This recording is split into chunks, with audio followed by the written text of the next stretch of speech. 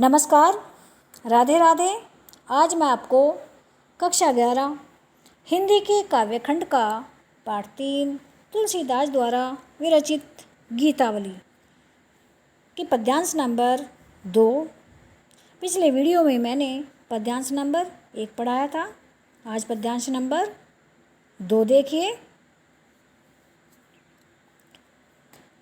मेरो सब पुरुषारथ था को विपत्ति बंटावन बंधु बाहु बिनु करौ भरोसो काको।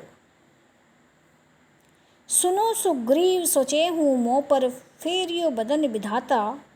ऐसे समय समर संकट हऊ तज्यो लखन सो भ्राता। गिरी कानन जे हे शाखा मृग हऊ पुनि अनुज संघाती। हे कहा विभूषण की गति रही सोच भरी छाती। तुलसी सुनी प्रभु बचन भालू कपि सकल बिकल हिय हारे। जामवंत हनुमंत बोली तब ओसर जानि प्रचारे। मेरो सब पुरुषारथ थाको।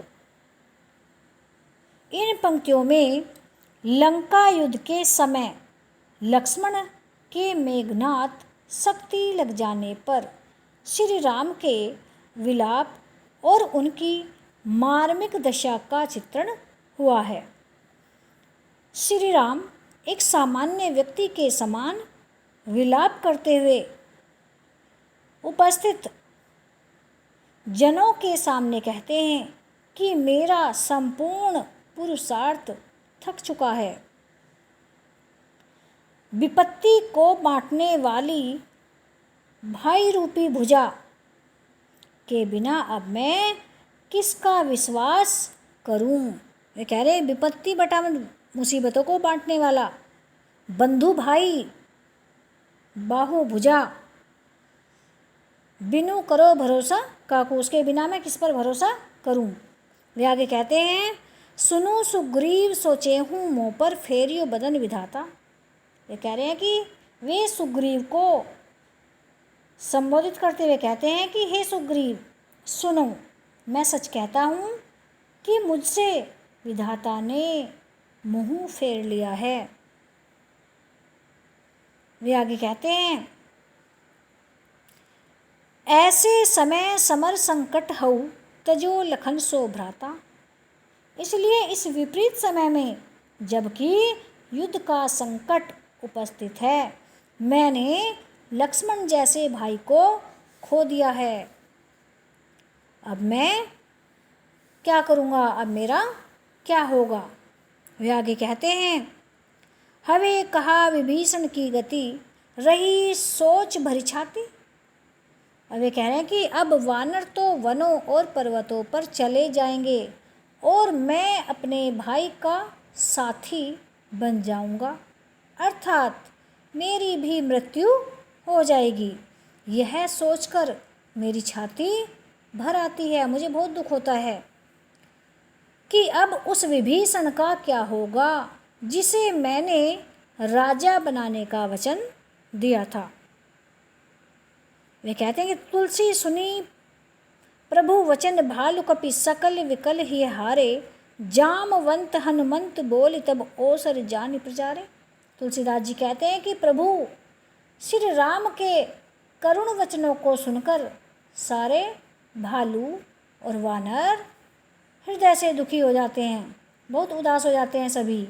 तब जामवंत ने अवसर को पहचान कर भांपकर हनुमान जी को बुलाया और उनसे विचार विमर्श किया। नंबर 3 देखिए। हृदय घाव मेरे पीर रघुवीरे पाई संजीवनी। जागे कहतियों प्रेम पुलकी बिसराय शरीरे। घाव घाव बिसराए भुलाकर कीरे तोता क्षति हानि। तो इन पंक्तियों में महाकवि तुलसीदास जी ने मूर्छा से जागे लक्ष्मण के मनोभावों का चित्रण किया है। जब सभी लोग संजीवनी बूटी प्राप्त करके चैतन्य हुए, लक्ष्मण से उनके कष्ट के विषय में पूछते हैं तो वे कहते हैं कि मेरे हृदय में तो केवल घाव हुआ है, उसकी पीड़ा तो श्री राम के हृदय में है। राम के प्रेम में पुलकित हुए उन्होंने अपने शरीर की भी सुध बुध भुला दी।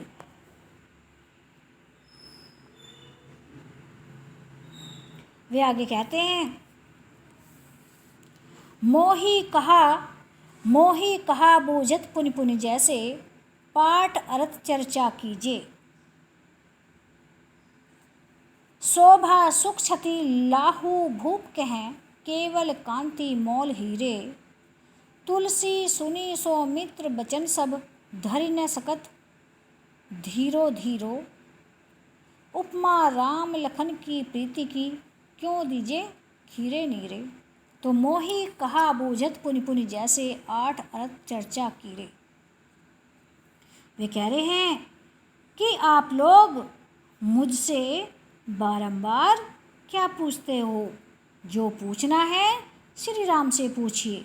जैसे तोते से पाठ के अर्थ की चर्चा करना व्यर्थ है, क्योंकि तोता तो केवल एक पाठ को रट लेता है, अर्थ तो उसका स्वामी ही जानता है। उसी प्रकार लक्ष्मण को तो केवल घाव की बात ही ज्ञात है, उसका दर्द तो श्री राम ही जान सकते हैं। दूसरा दृष्टांत यह है कि हीरे की शोभा, सुख, लाभ और हानि तो राजा की होती है, हीरे की अपनी तो केवल चमक ही होती है।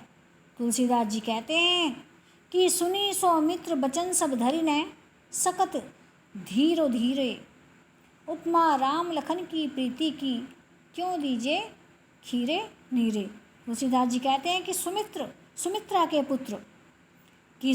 के पुत्र लक्ष्मण की बात को सुनकर स्वयं धैर्य भी धैर्य धारण नहीं कर पाता। राम और लक्ष्मण का प्रेम इतना प्रगाढ़ है, इतना पक्का है कि उनको दूध और पानी के एक रूप होने की भी उपमा कैसे दी जा सकती है, क्योंकि दूध में थोड़ा सा खट्टा पदार्थ डाल देने से वह तुरंत फट जाता है। दूसरी बात यह है कि हंस भी दूध और पानी को अलग कर देता है। इससे स्पष्ट है कि दूध और पानी अलग अलग हो सकते हैं, परंतु लक्ष्मण और राम का प्रेम इतना घनिष्ठ है, इतना प्रगाढ़ है कि उसको दूध और पानी की उपमा भी नहीं दी जा सकती, क्योंकि राम लक्ष्मण कभी अलग अलग नहीं हो सकते। तो आज यह हमारा गीतावली खंड कंप्लीट हो गया है।